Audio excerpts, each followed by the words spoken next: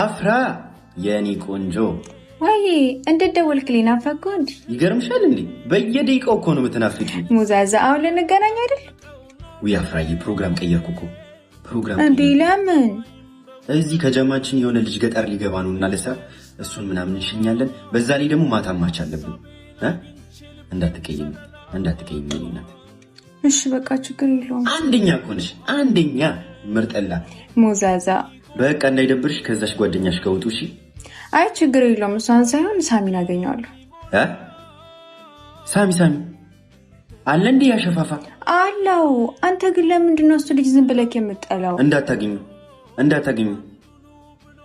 እንዴ ለምን ማላገኝ? አንተ አታገኘኝም አይደል እንዴ? መጣው አሁን መጣው። እንደውም ተዘጋጅተሽ ጠብቂ። እንዴ ገጠር ሄደው ጓደኛ ገጠር ትቶ ለምን ጉድጓድ አይገባም? መጣው ተዘጋጅተሽ ጠብቂ። ሰማሽ? ተዘጋጅተሽ ጠብቂ።